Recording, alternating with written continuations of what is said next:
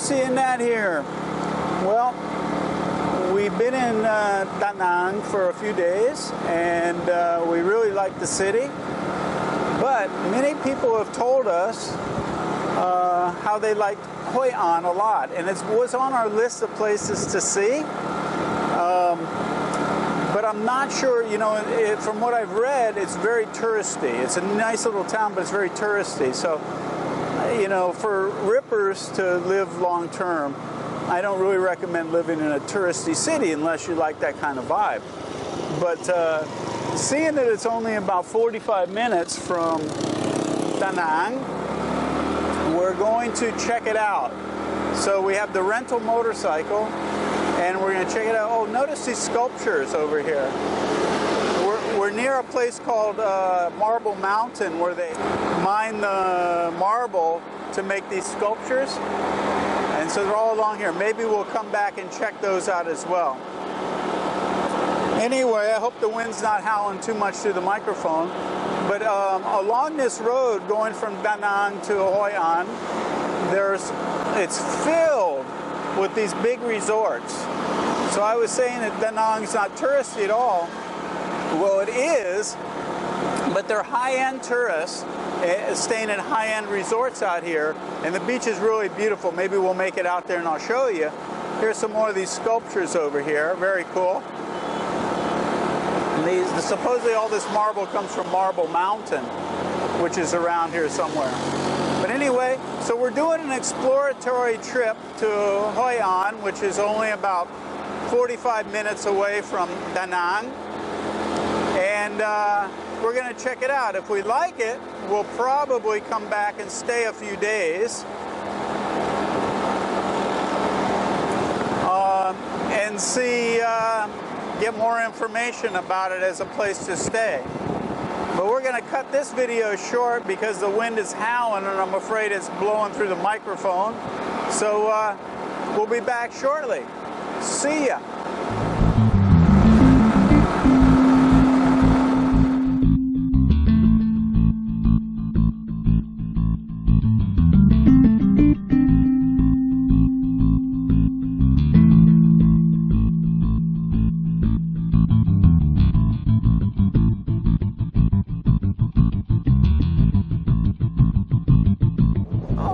So we've stopped for a little pit stop between Da Nang and Hoi An, and while I'm driving along, I'm making some distinctions. And so one of the things I want to share with you is it's very interesting because, you know, I originally said in Da Nang there was no tourism really. Well, that's because it's all outside the city. All this beautiful beach you see behind me, the coastline, is being bought up by the high-end chains, and you'd recognize these names. These are the big boys of chain resorts. And so they're buying up all this property here and creating these compounds. There's also residential compounds. There's two golf courses, one designed by Colin Montgomery, the other one by Greg Norman. So this is where all this activity is going now. It reminds me when I was in Cuba. When I went to Cuba, they actually had done the same thing. And the sad thing about it was that people were shuttled in from the airport, taken to these resort compounds that are walled off, and then the people spent the whole vacation there in the wall. And sometimes in Cuba, they actually, the people would come up by boats, and the people that were swimming, they'd try and sell things because they weren't allowed in these compounds. And that was the people's impression of Cuba. And so this is going to be the same sort of thing, which is sort of sad because people will come in, go golfing, stay in the resort, and never get to experience the culture of Vietnam or the interaction with the Vietnamese people except for the staff. And another sad thing about this is, if you look, I mean, this beautiful beach here, it's gorgeous. And before all these big boys came in, everything was like this. If you look on this side, there were all these mom and pop hotels and guest houses and bungalows and stuff like this, like these over here, where people would come and stay. Well, these, you know, this property is becoming so valuable that these are going to be torn down and more resorts put up. That's the sad part about it. So just wanted to mention this distinction. As I was going down the road, I noticed this was happening, and just wanted to comment on it. So come stay in these little places while you still can. But anyway, we're back on the road. The pit stop's over. We're getting back on the road. We're not that far from Hoi An, and I'll report back to you if I have something else to share with you.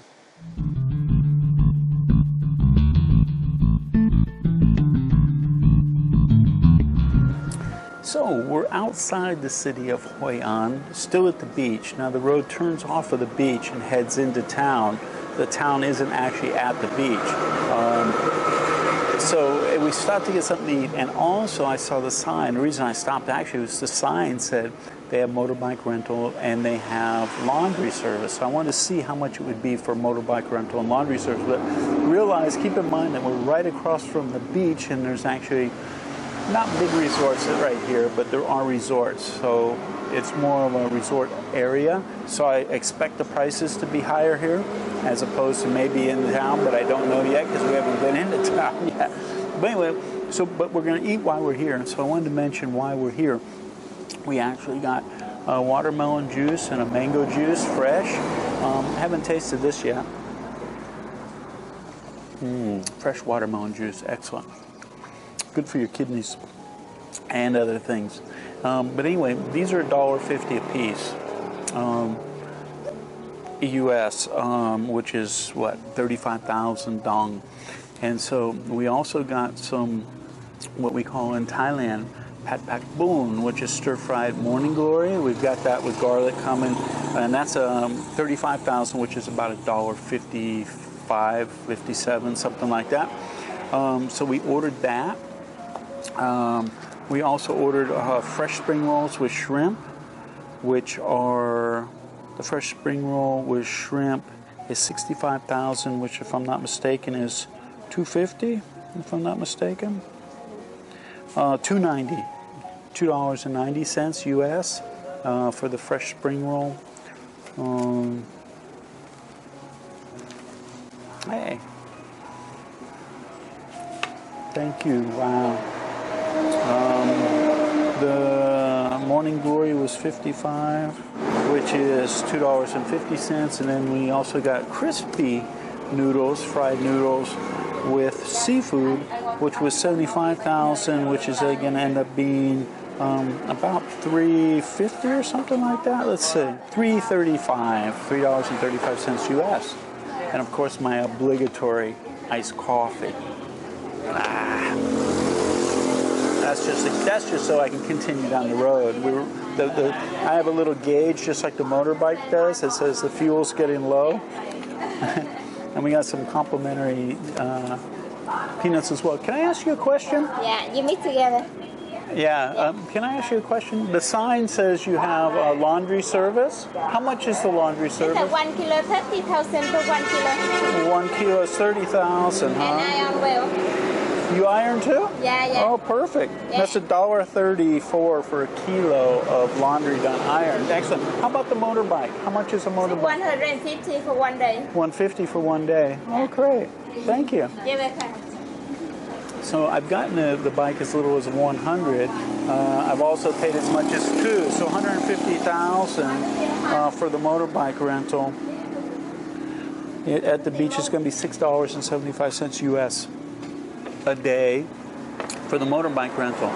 So there you go. Some prices at the beach, and we'll be checking out the food and see what it's like. But the reason we actually stopped, there were a couple of places that had the same sign, motorbike rental and laundry service, but the reason we actually stopped at this one, because the two girls that were in here working, they had such great smiles that Nat said, hey, these people are smiling, they're friendly, let's stop there. And they actually speak good English, so it worked out well for us to be able to make the videos as well. So anyway, we'll report back maybe when we're finished how the food was, if there's anything left on the plate to make a positive ID with. But anyway, there you go, at the beach at Hoi An, and when we're finished eating, we're going to head back into town, not back into town, head into town and see what it's like there, and we'll report back and see what's there for rippers. See ya. Okay, so we're finished our meal at Hani's restaurant, and if you're coming to Hoi An from Da Nang, what you're going to do is the road is going to turn to the right and go to the city, and then it's going to continue straight just a little bit along the beach and then sort of dead end. Well, if you don't make that right and you come down the road a little bit, you're going to come to this restaurant. I recommend that you come. It's actually very good food, and it's not that expensive.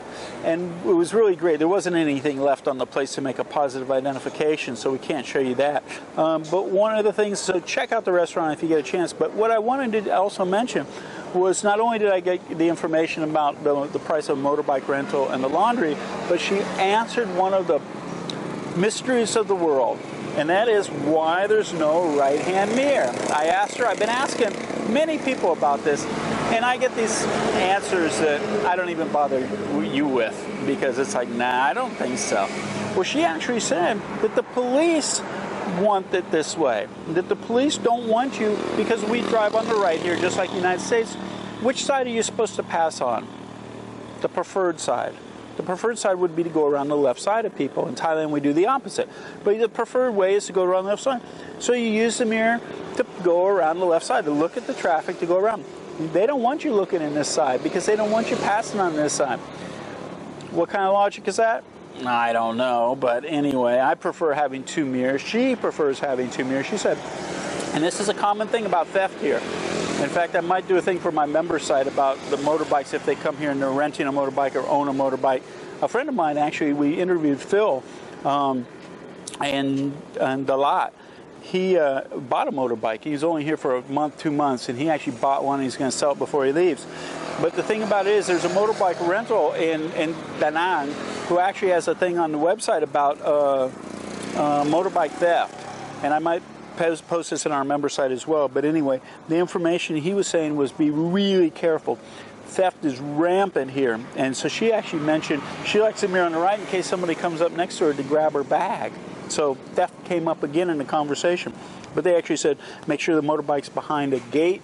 But they've cut the gate and left a lock, cut the gate around it so they can open it. They've lifted motorbikes over fences and stuff. So be real careful. If you rent a motorbike or something, this motorbike rental place said if the bike gets stolen, you got to go immediately to the police station and file a claim. And then you're going to have to pay the motorbike rental place for the cost of the bike, the value of it based on its age. Then they'll give you the papers for the bike because you own it. If it ever shows up and you own the bike. And if not, they get compensated and will buy a new bike. But anyway, just wanted to mention that. There's no right-hand mirror. Now, this one sounds possible that there's no right-hand mirror because the police don't want you to pull out and use that mirror to pull out and pass around the right-hand side of people. So anyway, there you go. We're off to go see the city, and we'll be reporting back soon.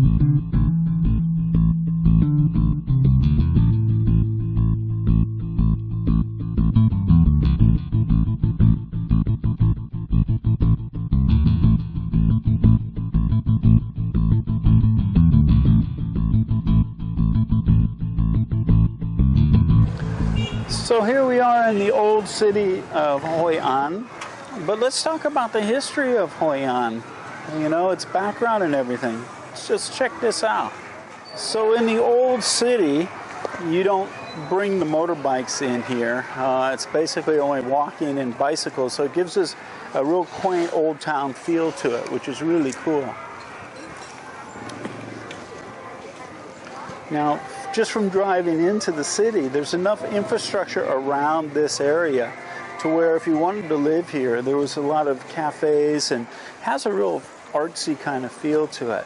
So I could see why people actually want to live around this area. It's touristy, but it's not touristy where it's got that bustling energy like Nha Trang. It actually is tourism, but it's, I don't know, scaled down and mellow, I should say. Like I said, the old city here, I mean, if you look at the architecture of the buildings and stuff, it's very cool. And this dates way back. And it sort of became a forgotten town for a long time. It's just in recent time that they've actually rekindled it as a tourist destination. It would have been cool to have seen this place when it actually was undiscovered as a tourist destination. But I hear at night, if you look down here, I don't know, because of the sunlight, whether you can see it or not, but there's lanterns hanging everywhere. And I hear at night it's got a real cool, a quaint charm to it. Hello. A quaint charm to it. When at night, because all the lanterns are lit up, I guess we're still getting the hawkers. We haven't got rid of those people yet. So anyway, yeah, I'm not sure we're going to be here tonight during that time where you'll be able to see the lanterns lit up. But I hear it actually is really nice. But there's a lot of places to sit, have coffee, eat, buy souvenirs.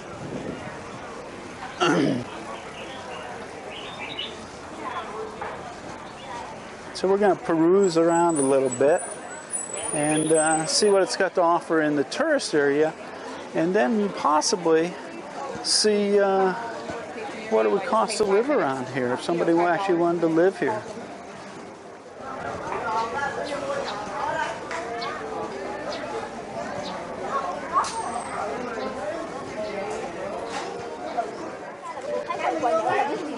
Because Hoi An was originally a trading port, it stands to reason, because it's on this river, that you're going to have all these boats here.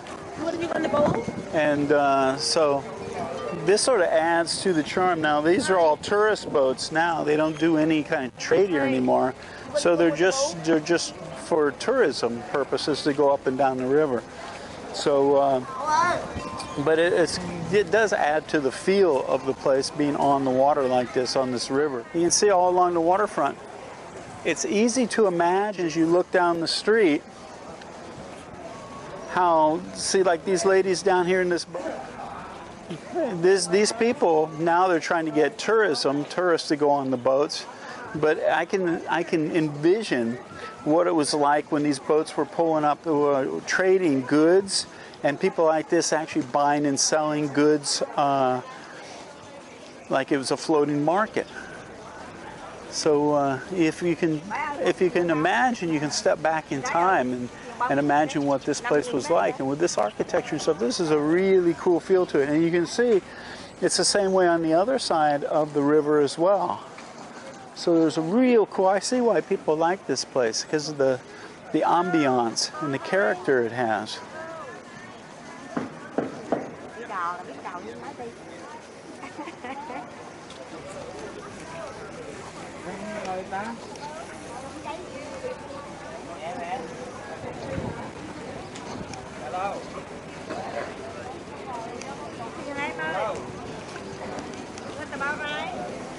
The problem I see with if you lived here is because you're not Vietnamese, every time you'd actually come into and around the old city here, you would be approached by vendors trying to sell you something, which would get a little bit aggravating and annoying.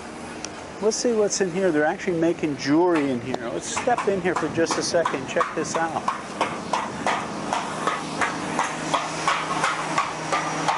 Let's go in the other entrance. I think you can go. Let's go down here and go in.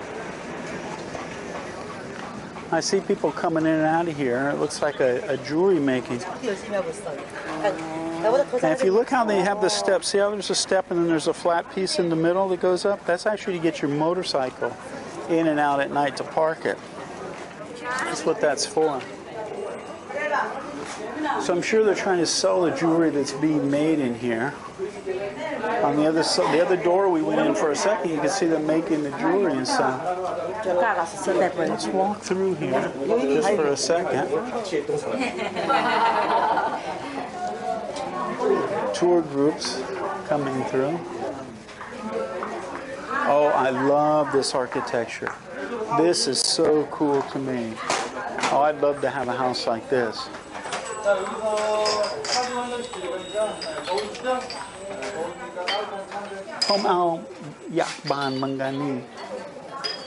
I told him that. I I'd love to have a house like this.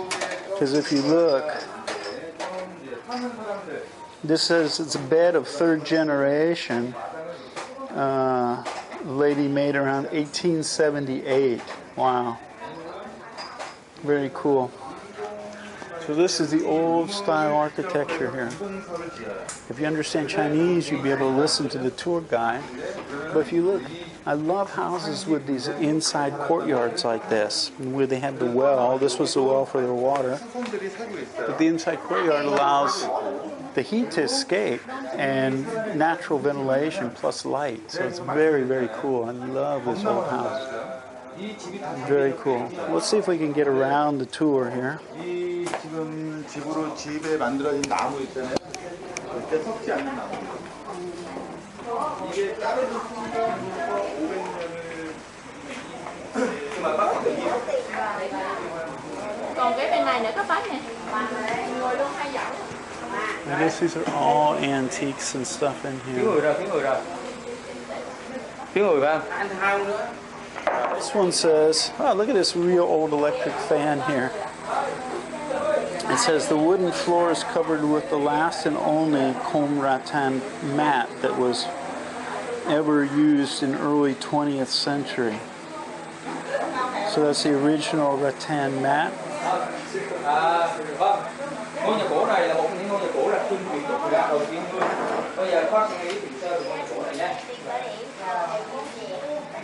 History.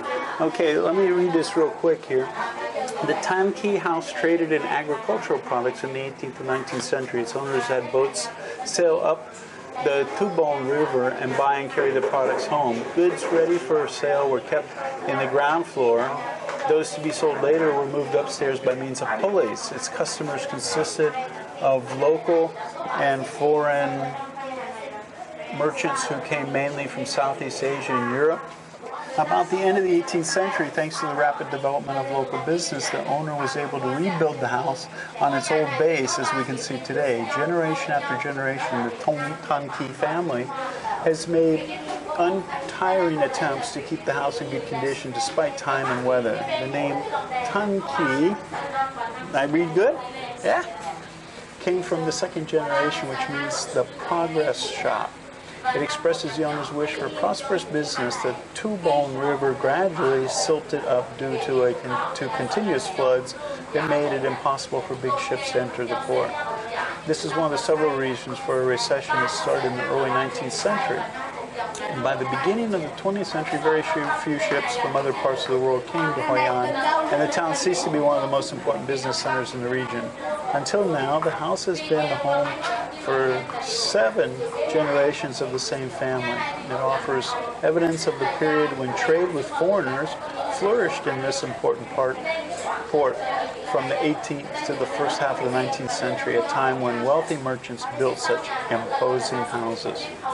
The architecture of the house, the design of the Tan Kee house shows the cultural influences that Chinese and Japanese styles had on local architecture at that time. The beams and roofs and ceilings, for example, are typical of these architectural styles. Although suffered from the devastation of time and floods, the house has remained almost unchanged thanks to the good materials it was built with. The inside wooden framework is joined with wooden pegs and rests on marble bases. The outside structure is made up of thick bricks and tiles. This design helps to keep the house cool in summer and warm in winter. Many of the building materials were brought from other areas of Vietnam. The paving stones and the floor tiles, for example, come from northern areas. The old furniture and works of art in the house are typical of the period. Many are original. The Tan Kee house has been listed in the top category of old houses by the National Ministry of Culture. It has been filmed and shown on television and became the best known and most visited house in Hoi An since 1983. The house has the honor of receiving thousands of visitors every year. It is the only one in Hoi An visited by international and Vietnamese leaders such as the Secretary General Trong Chin, Secretary General, President, Prime Minister, and the Chinese Prime Minister and the former Prime Minister of Thailand. So there you go. A little bit of history. about this building and architecture. Very cool, huh? One of the things to see in Hoi An.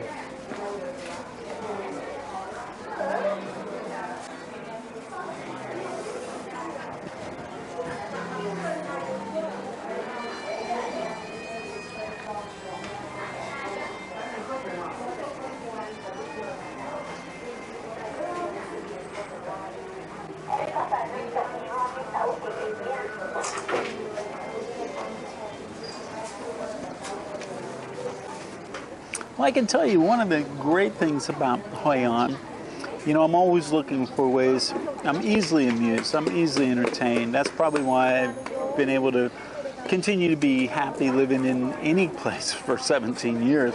But this place, Hoi An, is great for me because it's a great place to people watch. I'm talking about things that are conducive for a ripper to use when they're living in a town that I think is long-term user-friendly. And I always talk about shopping malls. So it was the reason I like shopping malls, to go sit and watch people. It's a microcosm of the whole country that you live in.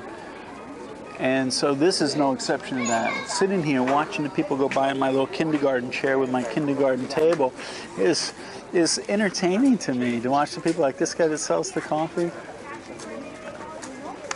Very entertaining to me. He's very animated. So anyway, yeah, people watching. It's very cool. I always have fun, and it's interesting. And especially here in Hoi An, because they have so many different nationalities of people coming through here, a lot of cultures mixing, and it's sort of great to see that because we have so many challenges in the world between different cultures and different people. And so to be able to see different people together mingling, and having a good time and coexisting is really a good thing. We need to take this and expand it into a much larger level, and it would be really cool because this is a melting pot, Hoi An. And so I enjoy just sitting watching the people. I'm not sure if you lived here whether you would hang out in this area or not, though. But definitely if you wanted free entertainment, this would be the place to come. And they have good coffee, coconut water, and the coconut we got. They always give you the obligatory tea. Another thing this guy handed out, which is only remnants of now, this was actually dried coconut. And it was actually brown. I wasn't sure what it was when they put it on the table, but it's dried coconut. It's really tasty as a little snack on the table. Now, Nat and I always joke because one time we sat down and they gave us these watermelon seeds, and they gave us a couple packs. Well, we ate one pack, and when we went to pay the bill, they charged us for them. So now every time something hits the table, like we just had lunch, and there were peanuts, a couple plates of peanuts. And we're joking now that they're going to be 300 baht, like $10. So I'm not sure if these are going to be on the bill or not, or if they're complimentary, but it seems like they put these on and then they charge you later, and I think most people don't even realize they got charged for them. And if they question it, say, yeah, you ate the snack, So anyway, and also another distinction I made while sitting here, because this has happened numerous times now, is I think they pre-make the coffee because it's quick. And I actually asked for hot coffee with milk. And because the coffee's already made up to make iced coffee with milk, what they need to do is they have a thing with hot water. And so they fill this with hot water and then set the glass in it, which the coffee was either cool or room temperature, I'm not sure. Put it in there, and after a minute or two, the coffee actually gets warm. And that's how they give you hot coffee. And so, very interesting, ingenious. So we're going to enjoy the sun starting to go down. If you look over here, you got the sun going down. So we need to get back to Da Nang as the foreigners call it. Da Nang as the Asians call it. So we got to head back. So we're going to cut it short. I know we're going to talk about whether we're going to come back here and actually look into information as to whether or not it would be feasible for a Category 1 or Category 2 ripper to live here. A Category 2 probably for sure could. But maybe I can ask this man how much rent is here. See if he can give some information as to if a foreigner lived here, how much it would cost them to pay for rent. Anyway, for now, JC-ing that out.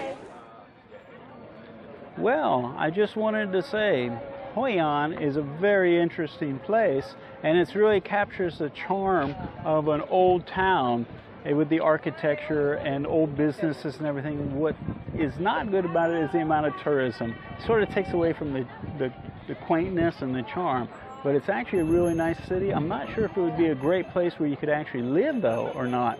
But it's something that you ought to consider if you're thinking about living in Vietnam, because if you got outside of this area, you could probably live a really peaceful life here. You're not far from the beach as well, but you'd have all the infrastructure, because the nice thing about tourism like this is it creates such an infrastructure. You'd have any kind of bar or restaurant or anything like that you would want to have in a place that you'd want to live. So something to consider if you're thinking about living somewhere in Vietnam. This would be a really cool place. I'm not sure how long you'd be able to live here before it started to feel like you lived in the middle of a, Disney World or something, but something to consider for sure.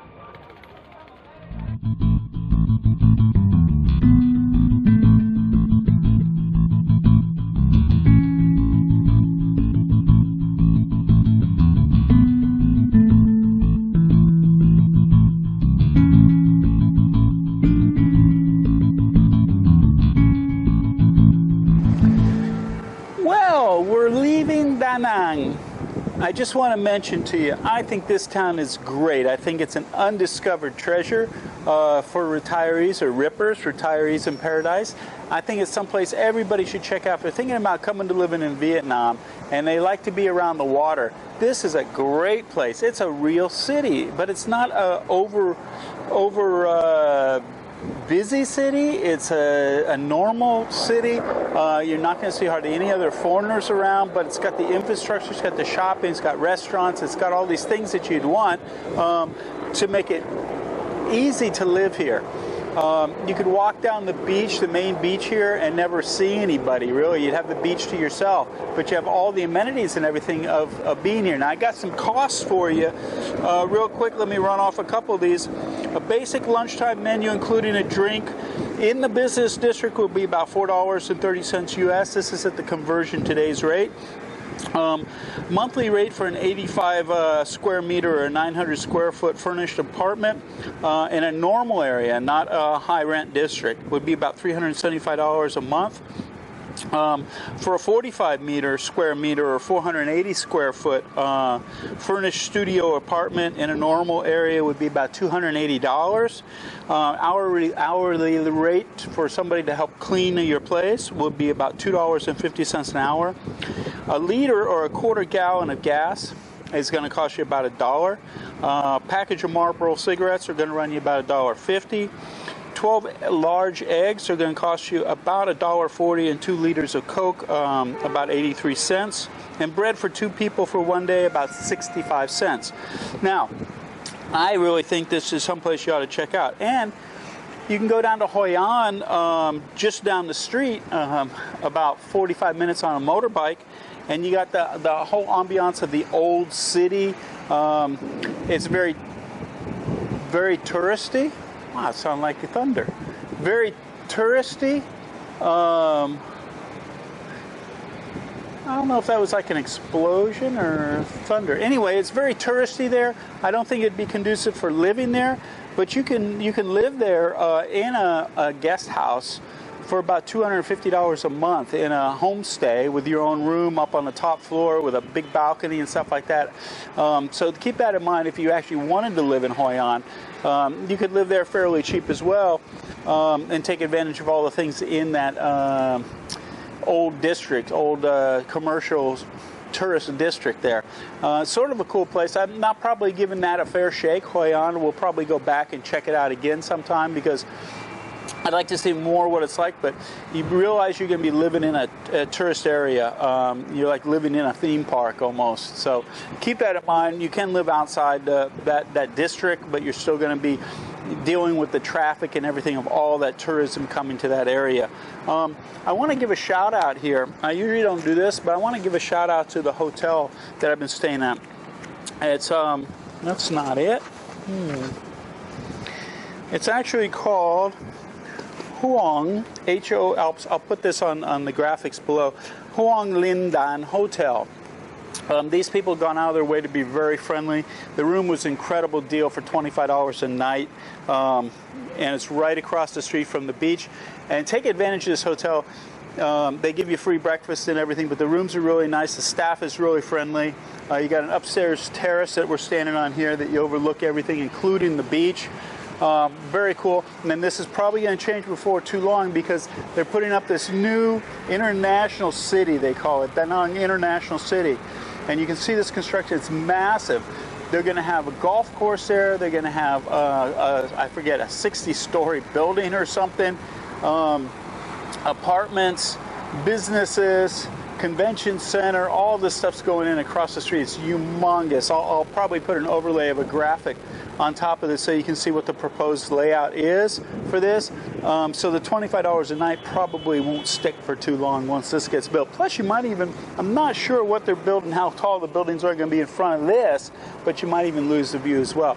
But anyway, just wanted to mention, Da Nang's a 2 thumbs up for me on this trip. One of the few places I've really enjoyed since we've been here that I thought would really be conducive to living besides Dalat. Where are we going next? We're off to Hue, H-U-E, off to Hue. So we'll be reporting from Hue soon. And till then, we're out of here. See ya.